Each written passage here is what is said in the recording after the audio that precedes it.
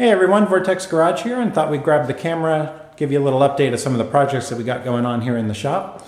And first off, I want to wish everyone a happy holidays as we kind of come up to the new year now.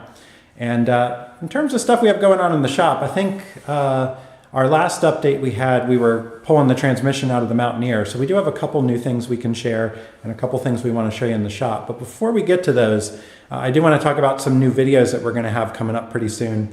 I actually have some older videos that we still have to edit, and we're going to work on getting those edited up and posted. But just so you know, some of that work is a little older, but we'll probably do a little bit of an intro to kind of let you know. But from the Mountaineer perspective, we actually have a lot of repair videos that we did last year that we never edited up and posted, from steering stuff, suspension, replacing the rear diff. So there's a lot of how-to videos that we can get edited up and posted. We also did a little work that we recorded that day on a 2006, I think it was, Toyota 4Runner, and we did some power steering hose replacement on that. And while we were in it and doing that work, we found a torn CV axle in the front, replaced that, and also found a leaking brake caliper and took care of that. So we got some pretty good video from that as well. We also got our big K10 pickup. We're in the midst of a job replacing the intake and carb on that. And we're pretty much done. I haven't had a real good opportunity to work on it in the last week or so, but we got to finish up the linkages on that. So we've kind of had a break in that a little bit. So I've got a lot of video, but I don't have a closure on it. So what I'd like to do is finish up that linkage, get that video shot, and then we can get that edited and posted up. So those are just some things that hopefully we'll be able to get up on our YouTube channel soon. But in terms of things we have going in the shop right now, again, the last thing you saw was the Mountaineer, before the tool reviews at least. We worked on removing that transmission from the Mountaineer. And I think I talked a little bit about how we did that on jack stands and how it was a tight fit to get everything out, and just generally kind of a pain to do. And there's something that we've been really thinking for the last couple years of adding to the shop, and the removal of that transmission and the thoughts of putting it back in have sort of spurred that to happen a little sooner rather than later. So there is something we have added to our shop here that we figured we'd grab the camera and show you. So let me go ahead and spin this around and show you. So as you can see, we've added a 2-post lift to our shop, and we'll talk a little bit about it. But the first thing you'll notice, this is a low ceiling height model.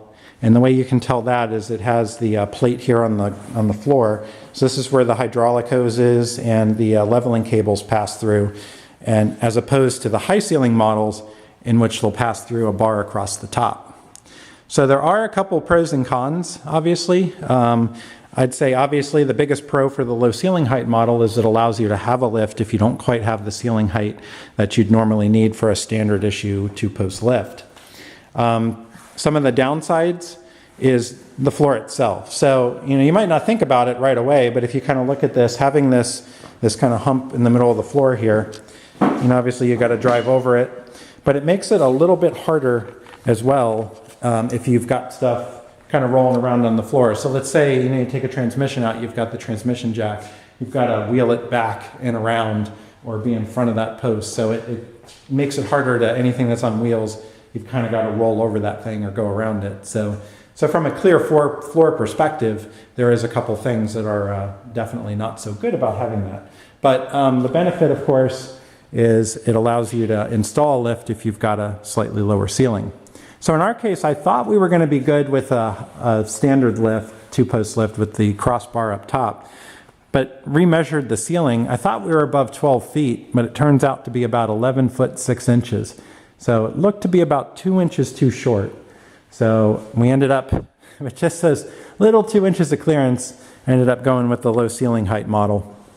This particular lift also has a symmetric arm design. There's different types out there, the asymmetric and symmetric. And at some point in time, as I've learned a little bit doing some research on these, I'll try to share a little bit more info on that. But I'll be honest with you, I wouldn't exactly call myself an expert on lifts or lift installation at this point. But I'll try to share what I can, but I definitely want to point that out, that I'm sure there's other folks out there who really just have a ton of information on these things. I've sort of been learning it as I go.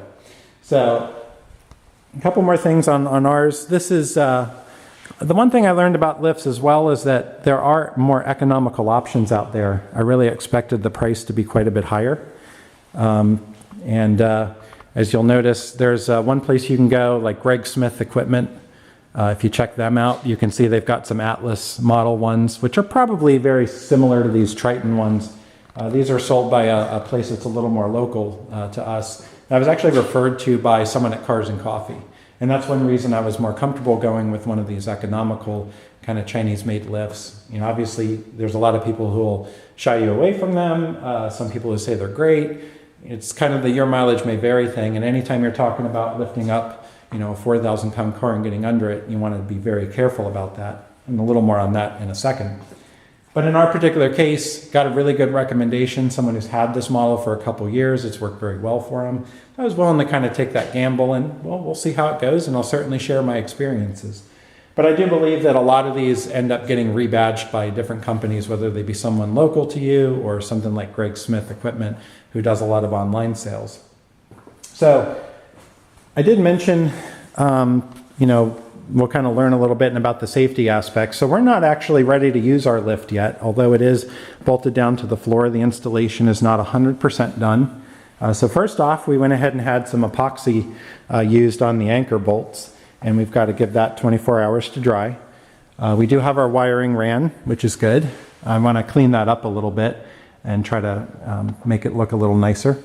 But the one thing that we want to do, since this doesn't have the crossbar across the top, you get a little bit more stability with that. And our concrete is okay. It's pretty much at minimum. What I'm going to do, since we've got the low ceiling height with just the two posts and no crossbar on the top, they make extension plates. Because when you lift a vehicle up on a two post and you go all the way up, or even not even all the way, but you basically get a lot of force right in the center. And that's going to pull these columns. It's going to want to pull them this way. And that force gets pretty strong, and that puts a ton of stress on these back anchors. So what we're going to do is add a base plate extension, they call it. And it's basically a big metal bar, and it adds about 5 or 6 more anchor points that extend out a couple feet in either direction and basically add more stability and strength on these posts. And again, it's cheap insurance. If you're unsure about your concrete, or if maybe it was kind of borderline meeting code, then that's something you want to go ahead and add. They're about $250, and we'll get those installed, get anchors put down, and then we'll feel a little more comfortable using this with larger stuff. So in our particular case, again, this is a 9,000-pound lift. Now, that doesn't necessarily mean you can easily just take something that's 9,000 pounds and lift it up. It's basically 9,000 pounds because it's, I think, what, 2250 or 2300 times, I guess, 2250 times 4. So that would be 9,000 pounds. Each arm can support 2,250 pounds. So again, if you're lifting something that's kind of got an odd weight to it, a lot more weight up front, you don't want to overload the front arms more so than the back.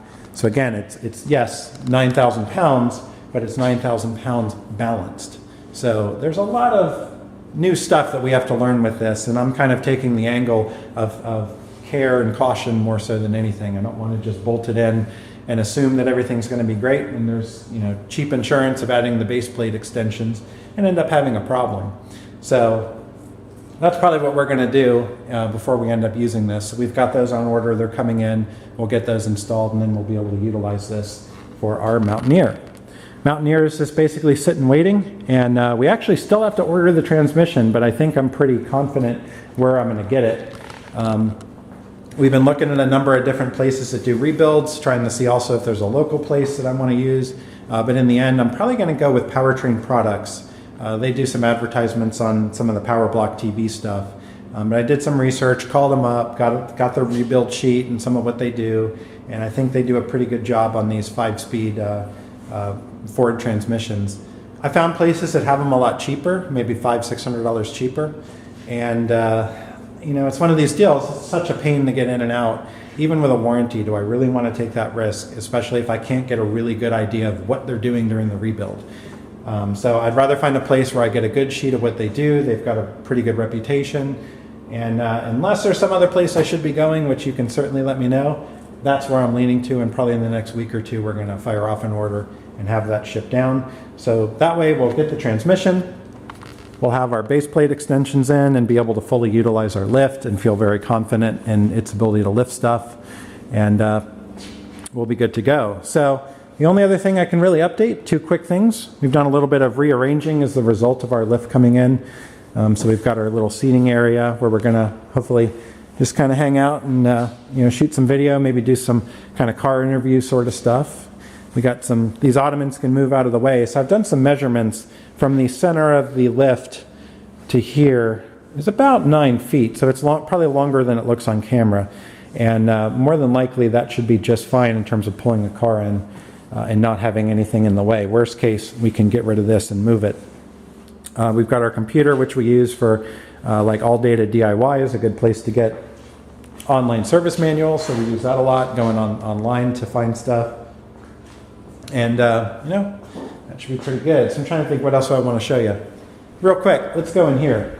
So we've got a bathroom in our shop, and we've got some water in here, obviously, but we had a water leak. So the one thing we did today was go ahead and swap out. We had a water filter system in here, and the cap actually had cracked, and we had a pretty bad water leak in here. So we went ahead and cut this pipe, unscrewed it, went out and got a new one, put it in, sweat a new piece on here, and we've now got it connected up and checked it for leaks. Everything's looking pretty good. So we're able to get back in business of using our water in the shop here. So that's pretty cool. But I'd say that's about it for right now. Like I said, we've got some new video that we're going to be working on. We're going to continue on some of our projects. And again, we've got those old projects that we're going to get fired up and uploaded. So hope you enjoy them. Hope these update videos are enjoyable too. And thanks for tuning in, and we'll see you soon. Have a good one.